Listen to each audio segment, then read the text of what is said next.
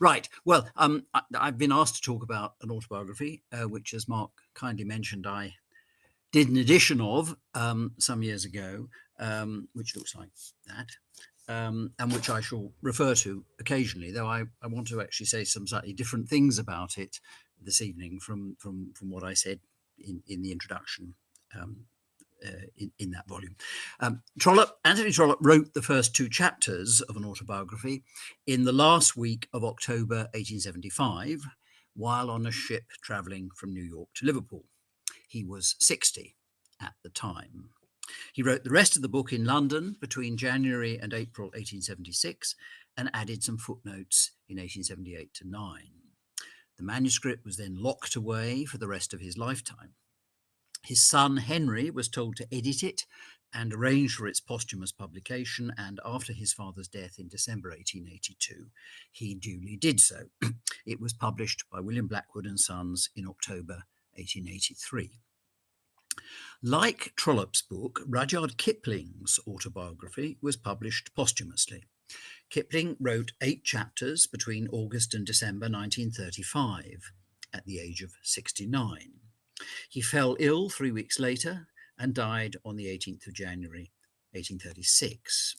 Kipling's widow destroyed the drafts of everything that she deemed to be unfinished work left in or on his desk at the time of his death. The autobiographical manuscript, however, was thought sufficiently complete to be edited by Kipling's friend Alfred Webb Johnson, a distinguished surgeon, later Lord Webb Johnson, and published by Macmillan in February 1937, with a corrected version appearing a year later in 1938. I mention Kipling's autobiography not because of the simple coincidence of posthumous publication and posthumous editing by another hand, but because of its title, Something of Myself. We cannot be sure that this was Kipling's own choice. It may have been supplied by Webb Johnson, but whoever chose it, the phrase seems an obvious echo of, and I think homage to, Trollope's book, where it occurs, of course, in the very first paragraph, I quote. In writing these pages, which, for want of a better name, I shall be fain to call the autobiography of so insignificant a person as myself, it will be not so much my intention to speak of the little details of my private life as of what I and perhaps others round me have done in literature. And yet the garrulity of old age and the aptitude of a man's mind to recur to the passages of his own life will, I know, tempt me to say something of myself. Nor without doing so should I know how to throw my matter into any recognised and intelligible form. End of quote. In Kipling's case, the title is a useful acknowledgement of the manifest incompleteness of a text which had only reached chapter 8 at the time of his death. Thank goodness Carrie Belestier Kipling didn't consign it to the bin, as she might easily have done. Though there are some momentary mentions of sights seen or remarks made during and after the First World War, the narrative proper only gets as far as Kipling's Nobel Prize in 1907, nearly 30 years before his death. The desolating loss of his son John at the Battle of Loos in September 1915, the defining experience of Kipling's later years, therefore goes unmentioned. This is only something, not everything, of himself. In Trollope's case, the omissions are more obviously deliberate. The little details of his private life are, we are told, only present to provide structure for an account of, I quote, what I have done in literature, unquote. And a glance at the chapter titles confirms this intention. There are, as you know, 20 chapters, and the titles of 9 of them consist solely of the names of books or magazines. Chapter 6, Barchester Towers and the Three Clerks, 1855 to 58. Chapter 7, Dr. Thorne, the Bertrams, the West Indies and the Spanish Main. Chapter 8, the Cornhill Magazine and Framley Parsonage. Chapter 9, Castle Richmond, Brown, Jones and Robinson, North America, Orley Farm. Chapter 10, and so forth. 3 chapter titles refer to matters of literary technique, history or theory. Chapter 12 on novels and the art of writing them. Chapter 13 on English novelists of the present day. Chapter 14 on criticism. And 3 chapters are a mixture of books and biography. Chapter 4, Ireland, My First Two Novels, 1841 to 48. Chapter 15, The Last Chronicle of Barset, Leaving the Post Office, St. Paul's Magazine. Chapter 17, The American Postal Treaty, The Question of Copyright with America, 4 more novels. That leaves just 5 chapters, 5 out of 20, which are solely and specifically identified in their titles with what we would usually call autobiographical material. Chapter 1, My Education, 1815 to 1834. Chapter 2, My Mother. Chapter 3, The General Post Office, 1834 to 1841. Chapter 5, My First Success, 1849 to 1855. And Chapter 16, Beverley, about his attempt to be elected as a Member of Parliament, of course.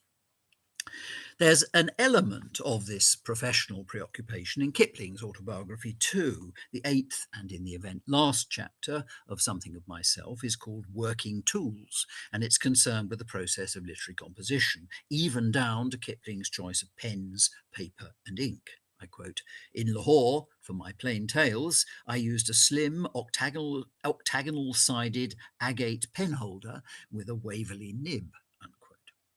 But the stress is much more evident in Trollope's book, where the insistence that we are to be given only something of the self is the result not of accident, as in the case of Kipling's unexpected death, but of a serious consideration of the nature of autobiographical writing.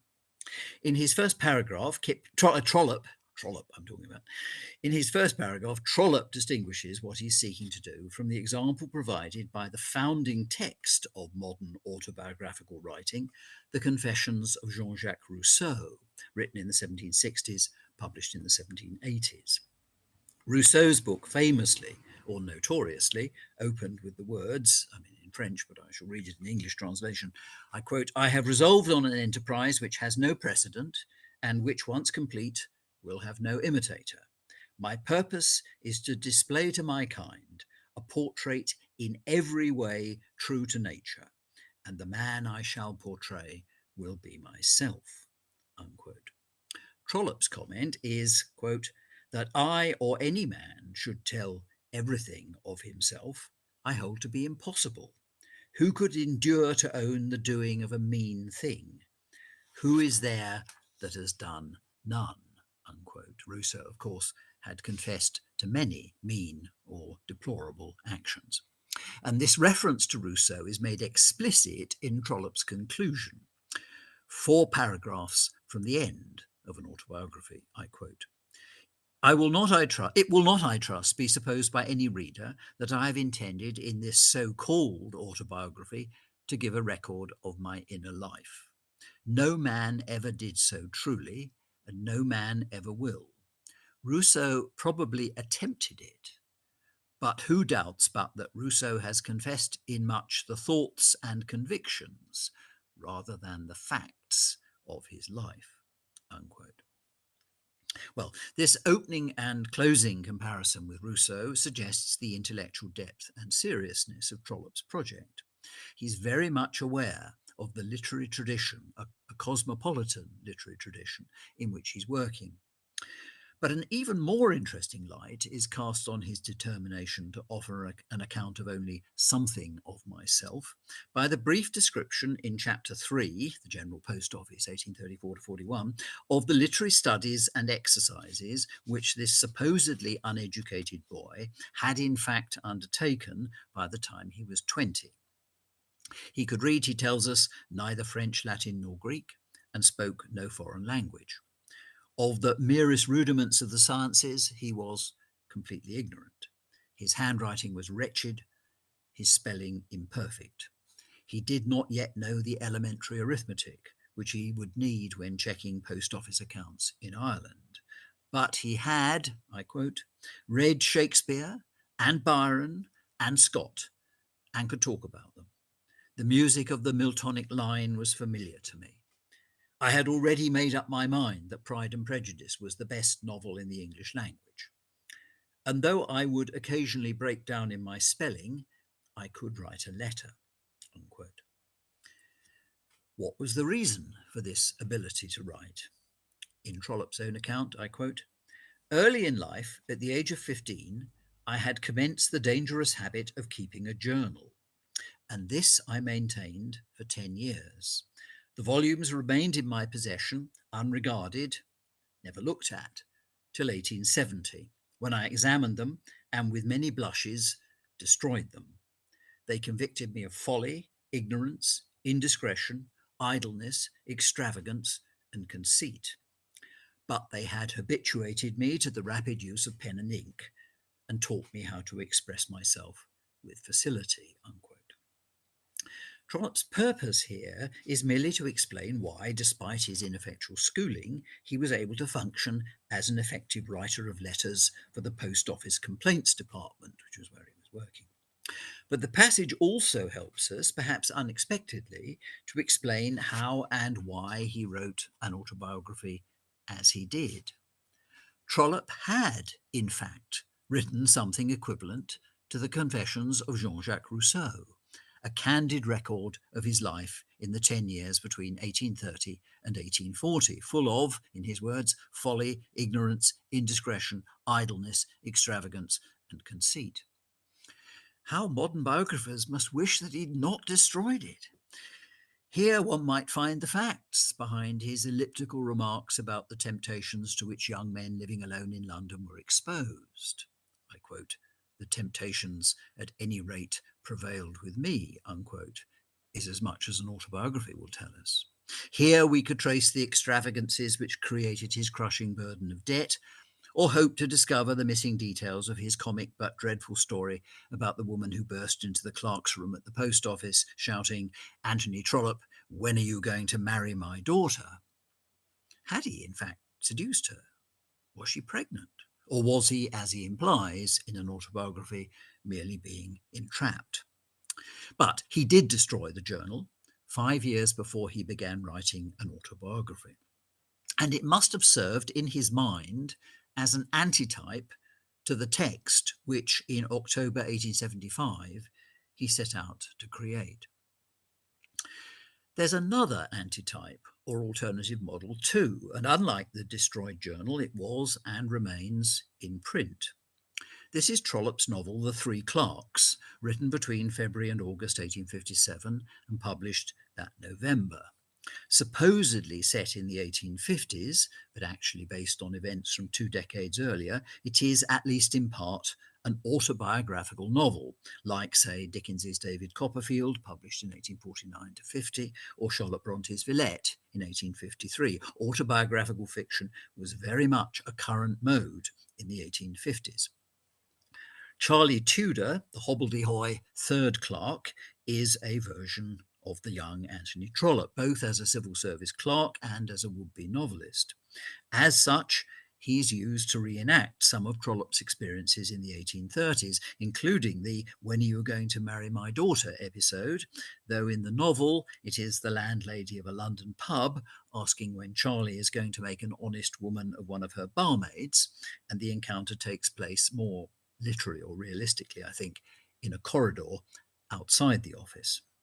This autobiographical quality may be the reason why Trollope makes so much of the three clerks in chapter 6 of an autobiography. I quote, "I took the three clerks to Mr. Bentley, and the firm has, I believe, done very well with the purchase. It was certainly the best novel I had yet written."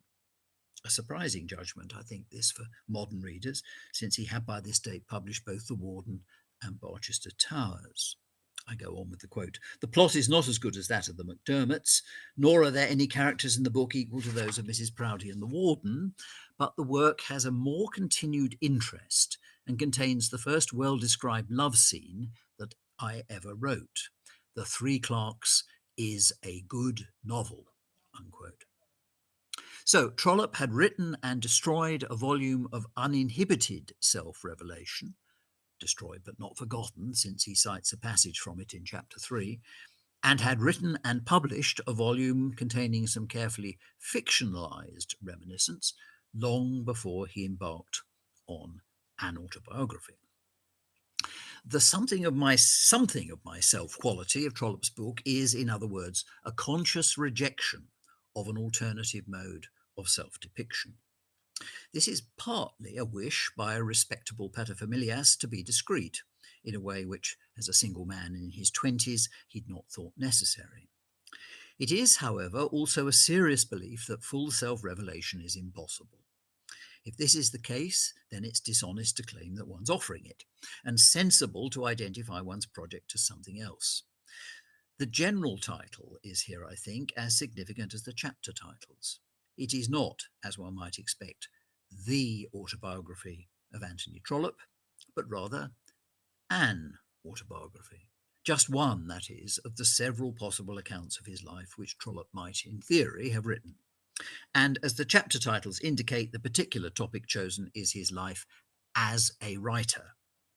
The sealed letter to his son Henry, which Trollope left with the manuscript, instructing Henry to publish the book, ends with a sentence, I quote, "Now I say how dearly I have loved you," unquote.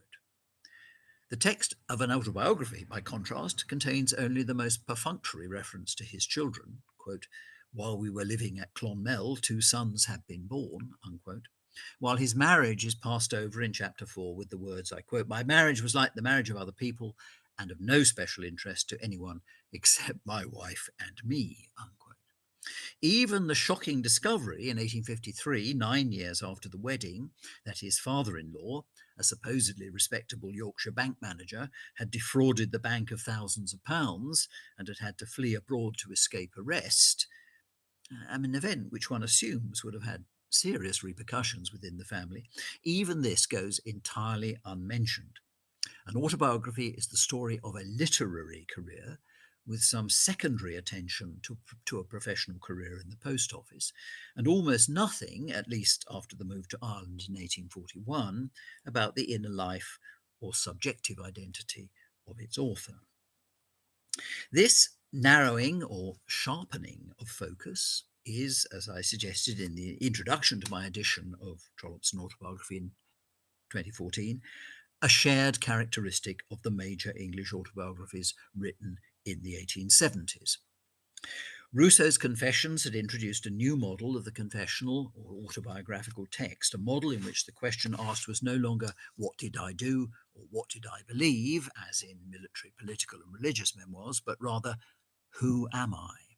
And in the Romantic era, writers of autobiographical texts tended to address that large and difficult problem. In the second half of the 19th century, this generalized fascination with the mysteries of the self was beginning to be taken over by the technical procedures of psychology and by the 1890s psychoanalysis, while literary autobiography became more specialized, still asking who am I, but confining the inquiry to a particular area of the author's life. John Stuart Mill's autobiography was published in 1873. It is lucid and intellectually substantial. Yet its account of Mill's emotional life is so limited that Thomas Carlyle, who'd been a close friend of Mill, dismissed it as, I quote, "the autobiography of a steam engine," unquote. Mill describes his childhood, for example, entirely in terms of the books he read and languages he learnt, and the subjects he studied, without, in the process, ever mentioning his mother. It is, in other words, an account of Mill's life as a philosopher, the autobiography of an intellect. John Ruskin's Praeterita, the Latin for things gone past or previous experience, was written and published episodically between 1871 and 1889. It is incomplete, in part because of the onset of mental illness in the later stages of its gradual composition. But it's also deliberately selective. In his preface, Ruskin states that he has, I quote, "passed in total silence things which I have no pleasure in reviewing," unquote. There's therefore no mention of his 6-year marriage to Effie Gray or the scandal of its annulment on grounds of non-consummation in 1854. Almost nothing about his work in Venice, probably because Effie had been there with him while he did it, and a very partial account of his close but complicated relationship with his parents. Instead, Ruskin, the art critic, uses the autobiographical mode to trace the development of a sensibility as it responds with growing expertise and delicacy to the beauties or blemishes of art, architecture, and the natural world. The significant actors in Praeterita are therefore not people, but places. The three centres of his life's thought, he tells us, are, I quote, Rouen, Geneva, and Pisa. And the experiences which inform his crucial transition from a picturesque to a naturalist theory of art occur, or are believed in retrospect to have occurred, while he is alone, drawing a bit of ivy on the road to Norwood in 1842, and later in the same year, a small aspen tree in the forest of Fontainebleau. There is, it's true, one conspicuous exception to this tendency towards specialisation. Richard Jefferies' The Story of My Heart, subtitled My Autobiography, was published in 1883, the same year as Trollope's An Autobiography. As the title suggests, The Story of My Heart, it is an attempt to capture the core of its author's being and contains some rapturous episodes in which he communes with the spirit of the universe. I quote, "There is a hill to which I used to resort. By the time I had reached the summit, I had entirely forgotten the petty circumstances and the annoyances of existence. I felt myself. I was utterly alone with the sun and the earth, lost and absorbed into the being or existence of the universe." Unquote. But this, I think, is the exception which proves the rule, a conscious reversion to or revival of the autobiographical manner of the first half of the century, like Wordsworth's Prelude or Emerson's Nature, or, even though it's not conventionally religious, the spiritual autobiographies of previous eras. The Story of My Heart is by publication chronologically simultaneous with an autobiography. In manner, however, it is very instructively, I think, its opposite. Unlike Jefferies, Trollope is an up-to-date autobiographer because, like Mill and Ruskin, he concentrates on the particular aspect of the self which he considers most interesting. In his case, as a novelist, he writes about the formation and exercise of the creative capacity that produced his novels. What he records about the year 1853, for example, is not the shocking discovery of his father-in-law's criminality, but the fact that, I quote, "On the 29th of July, having then been 2 years without having made any literary effort, I began The Warden at Tenbury in Worcestershire," unquote.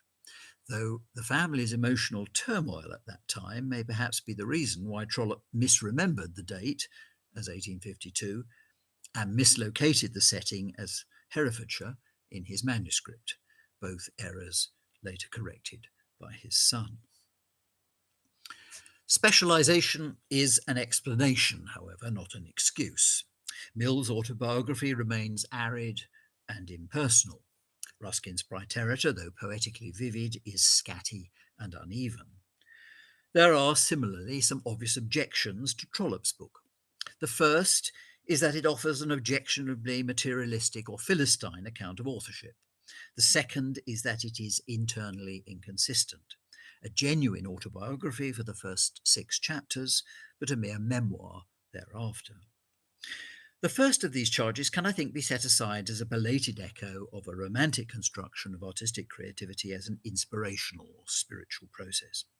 I think we have a rather more down-to-earth view of authorship today, and Marxist critics, interestingly, actually praise an autobiography for its frank presentation of the materiality of literary production.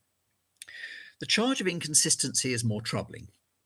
Roy Pascal, in his groundbreaking book on the nature of autobiography, which in 1960 first suggested that in its true form the mode asks the question, "Who am I?"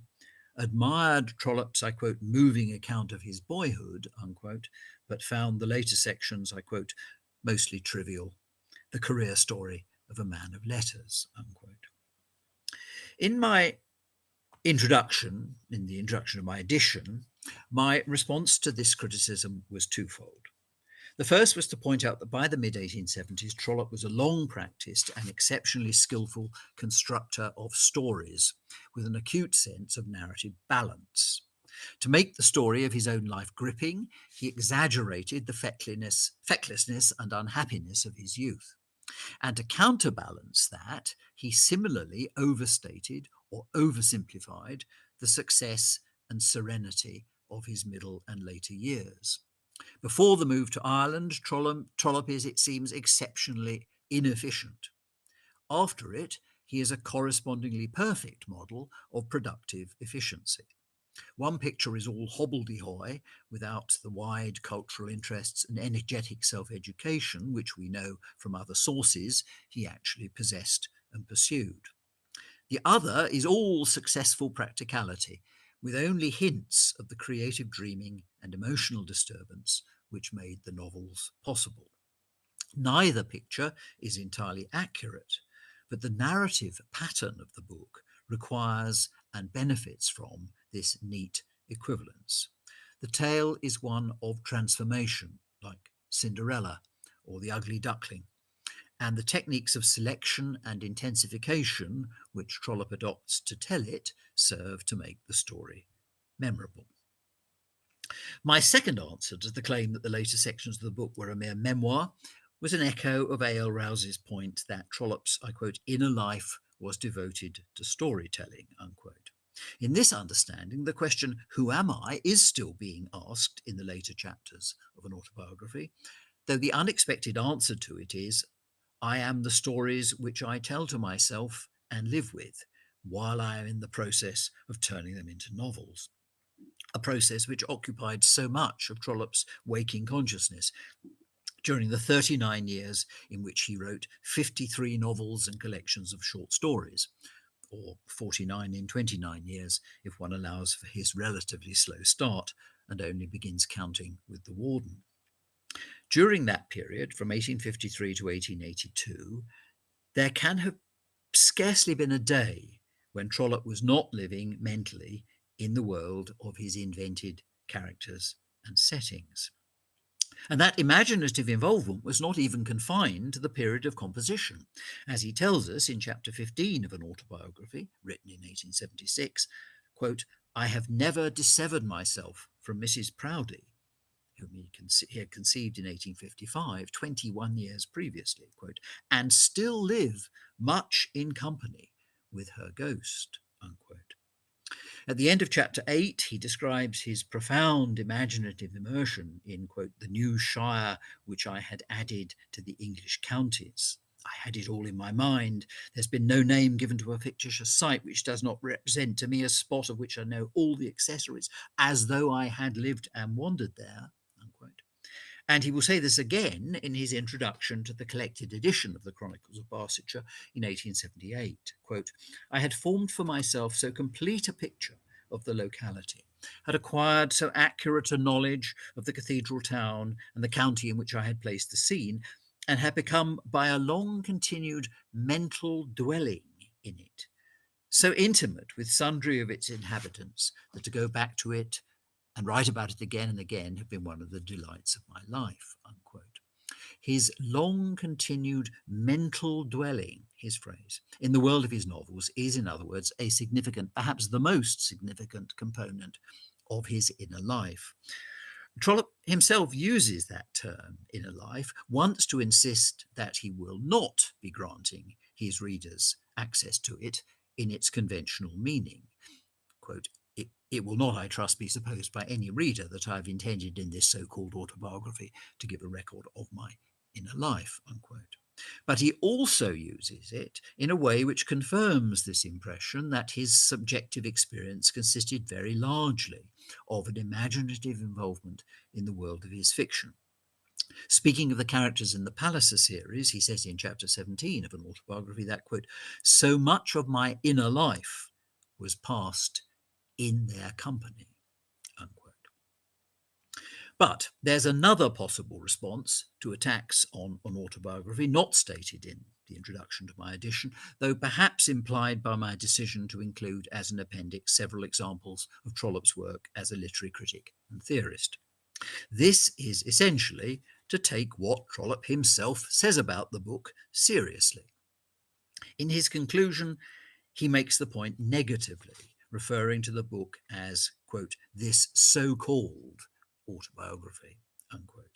And in the opening sentence of his first chapter, he makes it both negatively and positively. Quote, in writing these pages, which, for the want of a better name, I shall be fain to call the autobiography of so insignificant a person as myself, it will not be so much my intention to speak of the little details of my private life as of what I and perhaps others round me have done in literature, of my failures and successes, such as they have been, and their causes, unquote. Trollope makes it clear that he's using the term autobiography reluctantly, this so-called autobiography, and insists that the book is actually a study of what I have done in literature. The result is, in fact, an impressively thorough survey of his work as a writer. It's not just a list or catalogue of his novels, nor is it merely a history of their composition and publication, though it is that.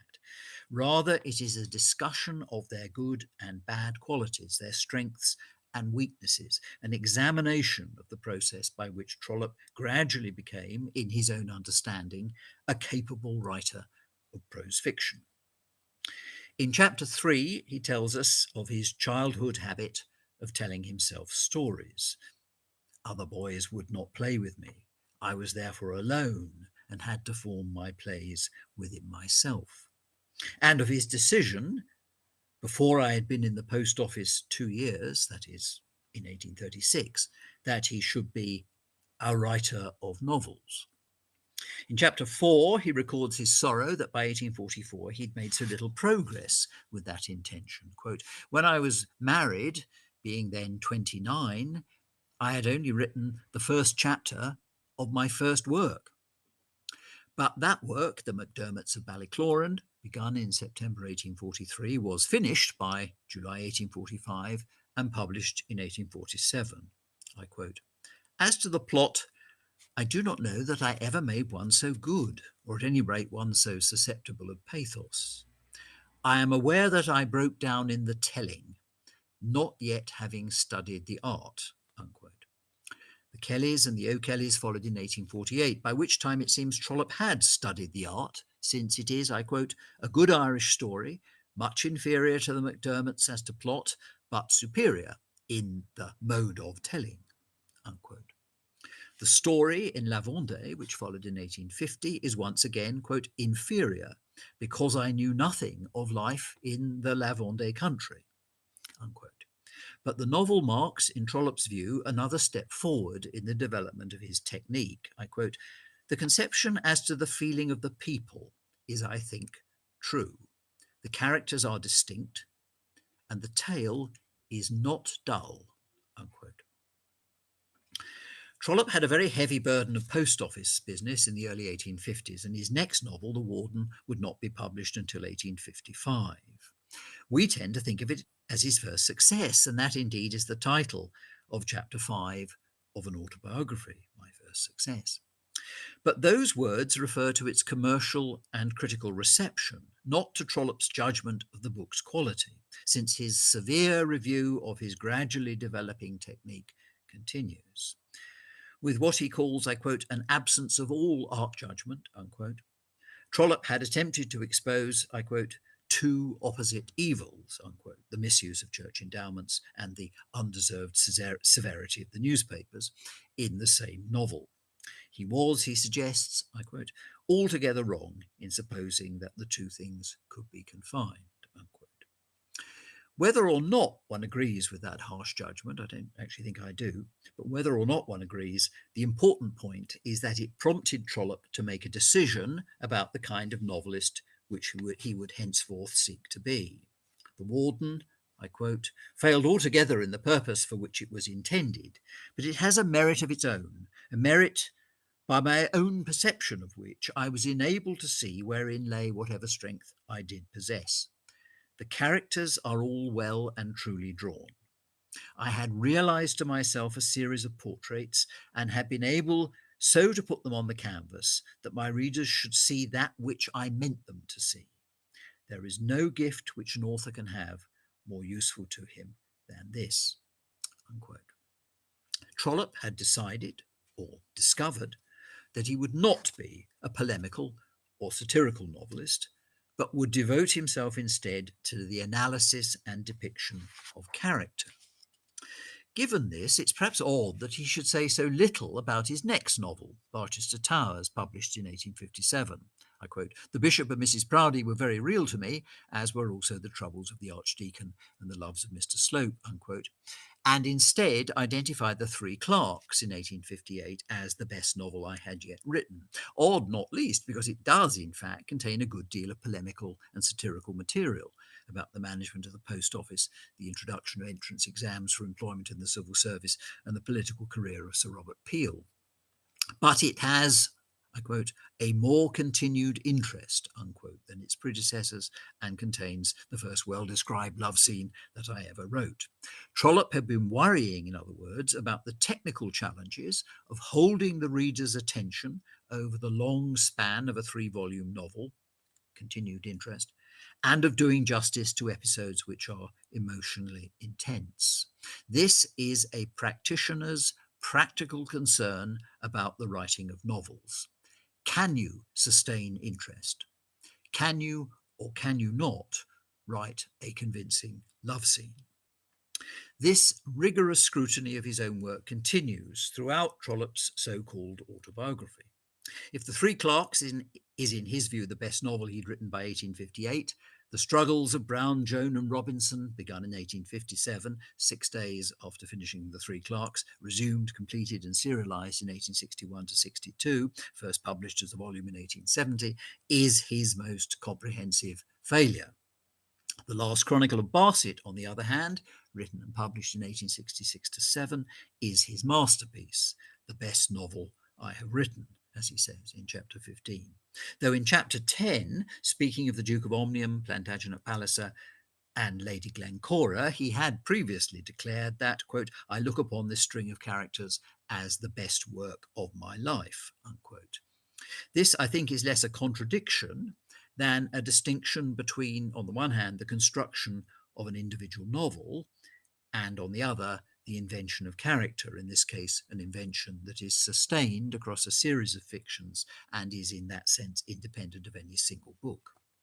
Chapter 7 is the notorious cobbler's wax chapter, in which Trollope asserts that application rather than inspiration is the key to successful authorship, and suggests that from 1858 onwards he was, quote, "moved by a determination to excel, if not in quality, at any rate in quantity," unquote. Yet this is also the chapter in which he provides his best and most memorable account of realist fiction. I quote, "A novel should give a picture of common life, enlivened by humour and sweetened by pathos," unquote. He rounds out that definition by stating that, quote, "to make that picture worthy of attention, the canvas should be crowded with real portraits, not of individuals known to the world or to the author, but of created personages impregnated with traits of character which are known," and by insisting that plot is merely, I quote, "the vehicle for all this." You must, however, have a plot, and since The Bertrams, the novel which is under consideration at this point, has a story which, quote, "was more than ordinarily bad and was relieved by no special character," it failed, unquote. Failed, that is, on grounds of poor technique or lack of quality. So much for the idea that Trollope was only interested in quantity. It might perhaps seem odd that Trollope's assessment of his own work here, it failed, makes no allowance for the intellectual weight or thematic interest of a novel. The Bertrams, like Arthur Hugh Clough's narrative poem Amour de Voyage, published the previous year, brilliantly mirrors the religious doubt of the late 1850s in the narrative action of a doubtful and indecisive courtship. But for Trollope, a novel is a picture, not an argument, and his scrutiny of his own achievement is focused on matters of technique. He does discuss the moral responsibilities of the novelist in general terms in chapter 8. Quote, "I thought I might succeed in impregnating the mind of the novel reader with the feeling that honesty is the best policy, that truth prevails while falsehood fails," unquote. And more specifically in chapter 18, when he defends his sympathetic characterization of a prostitute in The Vicar of Bullhampton. In chapter 17, he suggests that the Palliser series is an expression of his political views. Quote, "As I was debarred from expressing my opinions in the House of Commons, I took this method of declaring myself," unquote. But apart from the conversation between Plantagenet Palliser and Phineas Finn in chapter 68 of The Prime Minister, which gives us, in the words of the chapter title, the Prime Minister's political creed, we don't in practice hear much about Trollope's political views in the Palliser novels. They are, as I put it in my appendix to the Oxford World's Classics edition of them, quote, about people living in a political environment, not about politics. The thematism, or preoccupation with thematic significance, which has been so much a feature of the critical analysis of novels in the last 60 or 70 years, is accordingly not found in Trollope's account of his own work in an autobiography. However impressive we may find its theme, for Trollope, The Bertrams is a failure because it has a dull plot and unmemorable characters. Chapter 8 gives us Trollope's strikingly modest account of the rapid composition of Framley Parsonage. Sitting in a railway carriage with a 7-week deadline for the delivery of the first instalment, Trollope began to write a morsel of the biography of an English clergyman who should not be a bad man, but one led in temptation. Out of these slight elements, I fabricated a hodgepodge in which the real plot consisted at last simply of a girl refusing to marry the man she loved till the man's friends agreed to accept her lovingly. The result, of course, was not a hodgepodge, but a masterpiece, a great novel in the tradition of Jane Austen, and the book which established Trollope's status as a major figure in the prose fiction of the mid-19th century. Yet his account of it in an autobiography is once again focused on the development of his technique. As he will say in chapter 9, quote, "There is a good deal to be learned by anyone who wishes to write a novel well," unquote, and by the time he writes Framley Parsonage, he believes he has learnt it. Above all, the effective construction of character and the provision of continuous, unbroken interest. This does not mean that he sees all his subsequent work as successful. Chapter 9 contains the condemnation of the struggles of Brown, Jones, and Robinson. And even Orley Farm, which he tells us some of his friends say is the best I have written, suffers from a serious flaw. It meets his key criterion of sustained interest, quote, "I do not know that there is a dull page in the book," unquote, and is full of good minor characters. But, quote, "the main character of the story is," he implies, "not well developed. And the reason for this is a mistake in the construction of something which Trollope has previously suggested to be a relatively minor matter, the plot." I quote, "The plot of Orley Farm has the fault of declaring itself and thus coming to an end too early in the book." Chapter 10 describes Miss Mackenzie as a failed experiment, but sees The Small House at Allington and Can You Forgive Her as major achievements. I quote, "I have composed better stories, that is, I've created better plots, and have portrayed 2 or 3 better characters than are to be found in the pages of either of them. But taking these books all through, I do not think that I have ever done better work," unquote. Chapter 11 defends The Claverings as an untypical attempt at comedy, and is followed by 3 chapters which directly address issues of literary history and authorial practice, thus providing a theoretical and historical context for the discussion of Trollope's own novels. Chapter 15 contains the identification of the Last Chronicle of Barset as his masterpiece, while chapter 17 brings us to He Knew He Was Right. Quote, "I do not know that in any literary effort I ever fell more completely short of my own intention than in this story, because of the failure to create sympathy for the protagonist," and to Phineas Finn and the series of semi-political tales which we now know as the Palliser novels. The technical problem which he brings to our attention here is that of, quote, "the necessity of progression in character, of marking the changes in men and women which would naturally be produced by the lapse of years." Writing in 1876, Trollope felt that he could not say anything about Is He Popenjoy or The American Senator, though he added a footnote about them in 1878. So the last novel to receive serious consideration is The Way We Live Now. Once again, Trollope's criticism of his work is both severe and chiefly technical, and the real problem is inconsistency. I quote, "The Way We Live Now was as a satire powerful and good, but the young lady with her 2 lovers is weak and vapid. I almost doubt if it be not impossible to have two absolutely distinct parts in a novel and to imbue them with interest.